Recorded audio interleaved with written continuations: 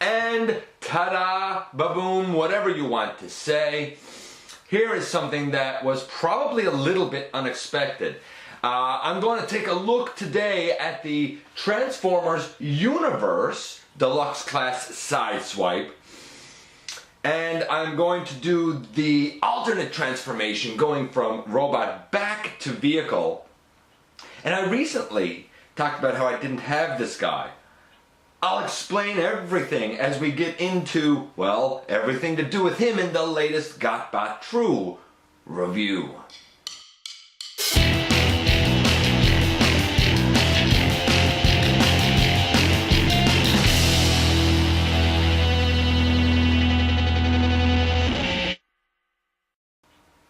Hey guys, welcome back to the channel. I am your host, Dennis Moulton, aka GotBot. As always, please like, comment, subscribe, share, check out Machinery of Man, the Everything Factor. Have a look for me everywhere, and spend some time on the channel, see what catches your interest. There's, countdowns, Universal Collision. I'm still working away on season 2 of that. But let's jump into this and stop wasting time, shall we? A long time ago, I looked at Sunstreaker, who used this mold, way back in episode, I think it was episode 8, a long time ago, and I scored him well. Overall, I said he was an 8. His paint was a little lower because it's not perfectly Sunstreaker-esque. I have considered doing some custom paint work on him, but I have really neglected to do so because of the way he transforms and moves and everything else. I figure that there would be a lot of paint scraping, and I do use him. I also done his transformation from car to bot because that's the way he comes in package. So we're going to just take him out of it. Then I looked at Red Alert way later in episode 93, and I scored him a 9. I said he was really, really good, and he is, even though I did do a custom paint app on his head. I thought about doing some others, but this is pretty true to his toy model. Again, I done a conversion from car to bot. And in both of those, I said that this mold for Sunstreaker was brilliant. It was probably a 9 to a 9.5. We're going to see if that actually holds true. And I'm going to attempt at least to do the conversion going back from robot to vehicle this time. Now, that being said, I have noted on several occasions that for me, I had the FOC version. He was the more affordable option.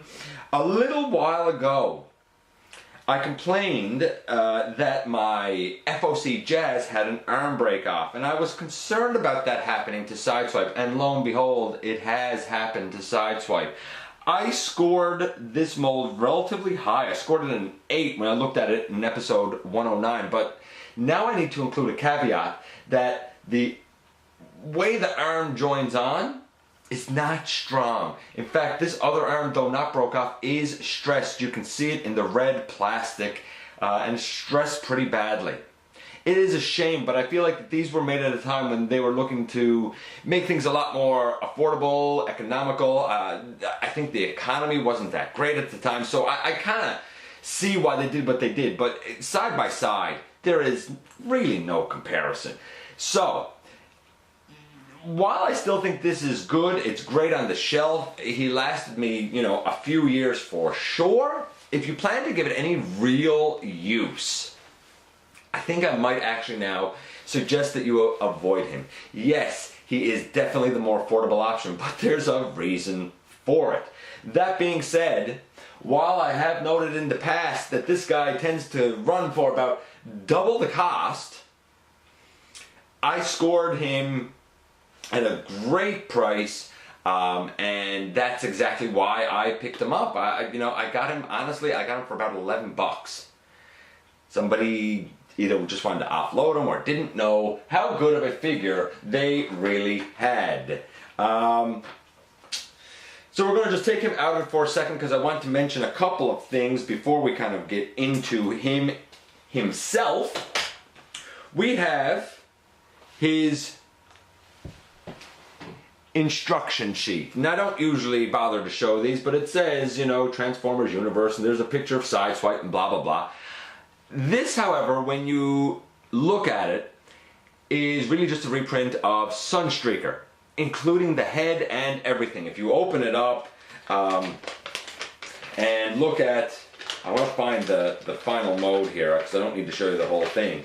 But when you look at the final robot mode over here, it is clearly Sunstreaker. In fact, we have the hood, not the hood, we have the roof and windows out front.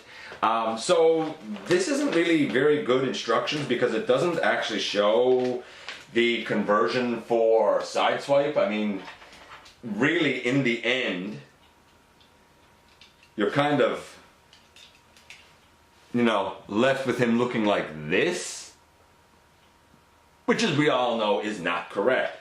He does come with the exact same accessories as Sunstreaker, being the little engine intake thing and his blaster. This one is molded in black and white. The engine intake thing, for some reason, somehow can wrap around this. I've never really been able to figure it out, and honestly, it doesn't bother me because I'm only going to throw that aside anyway. Sideswipe does not need it. As you saw at the beginning, he holds it in his hand just fine.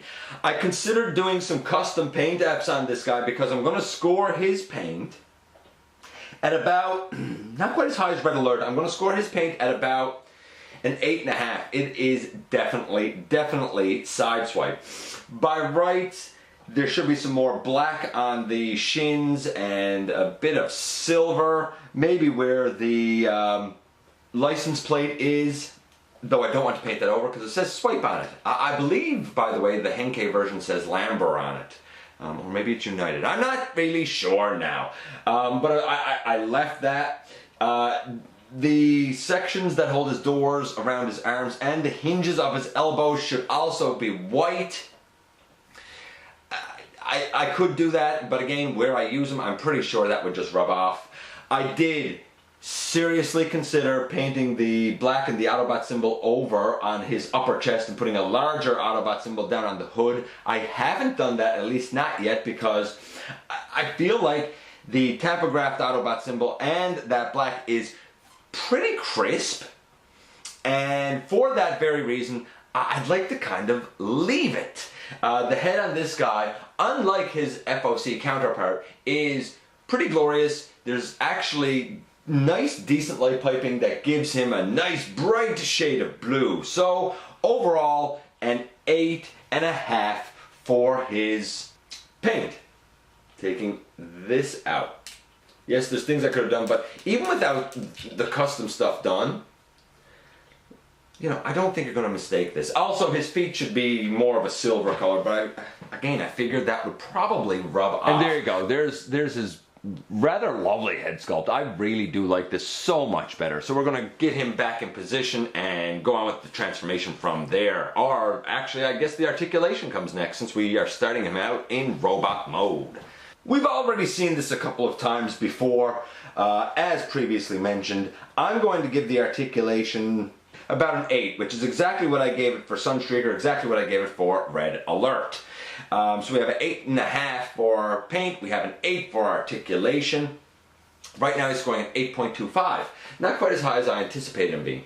The head can go left and right, it can look up a bit, down a bit. The shoulders can go all the way around. They can go, you know, not out a great amount, but neither could the FOC. We can bring it forward a bit. It goes across his body. We have a nice double jointed elbow. We have a wrist swivel, bicep swivel, if I didn't say that. We have a waist on the guy. We have legs that can go all the way forward and all the way back. He can do splits out as far as that, so again, slightly hindered. His knee, as I mentioned before, can bend inward like that, which is peculiar, but it is an option if you see the use of it. The knee can bend all the way to 90 degrees. The ankles can tilt, which is nice, although this ankle over here on my copy is rather loose. Don't you just love it when you're partway through an articulation and then the camera runs out of space? Anyway, as I was saying, and just to pick this up, the toes can tilt up and they can tilt down as well. The ball joints in the feet are wonderful things, but they do sometimes make standing him slightly precarious.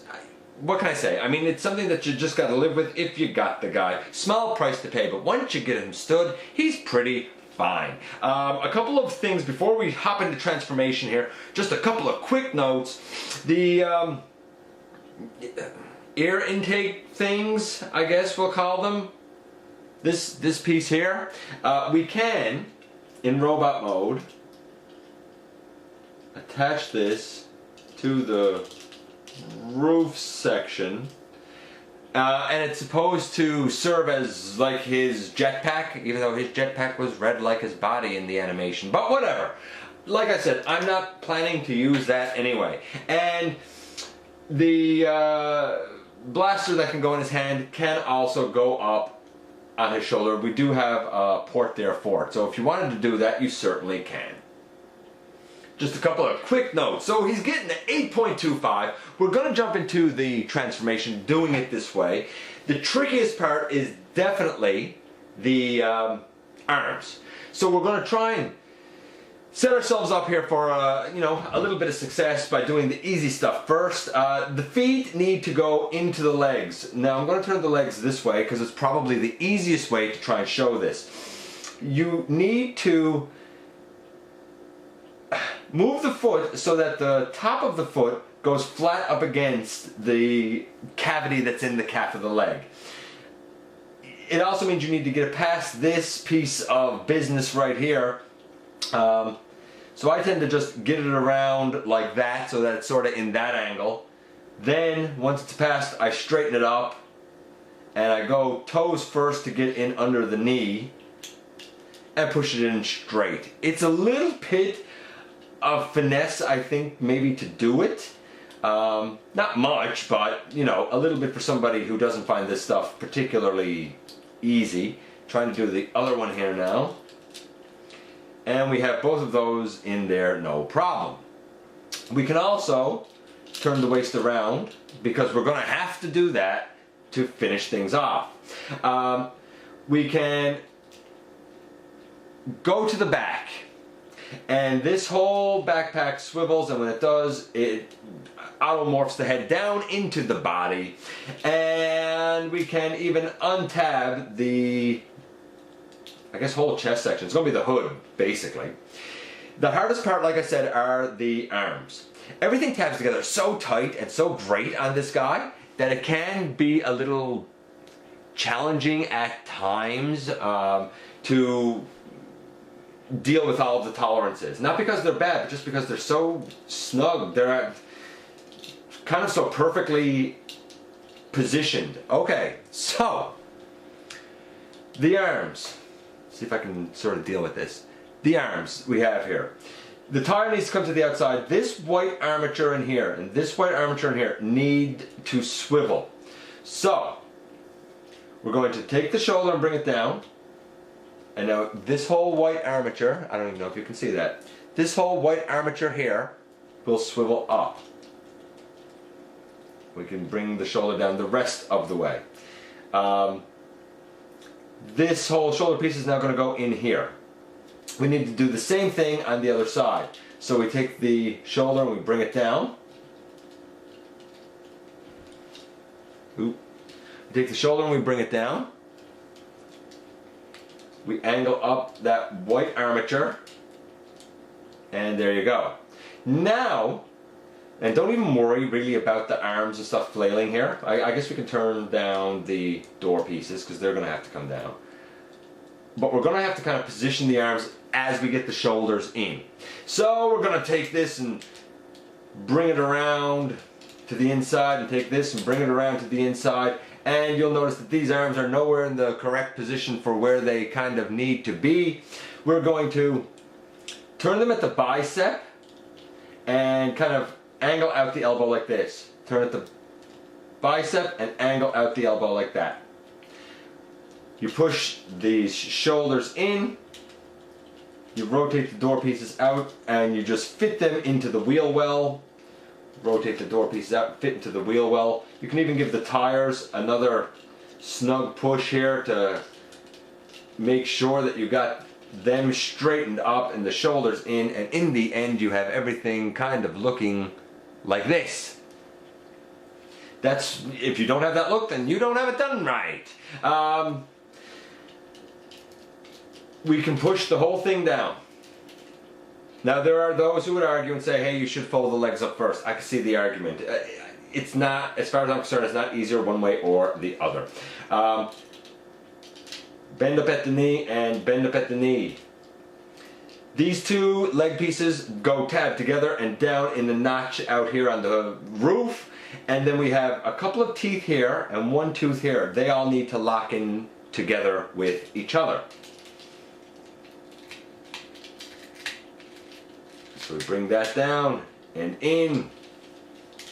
We bring this one down. We tab the legs together. We make sure that the teeth on the door here are lined up with each other and give that a little nudge.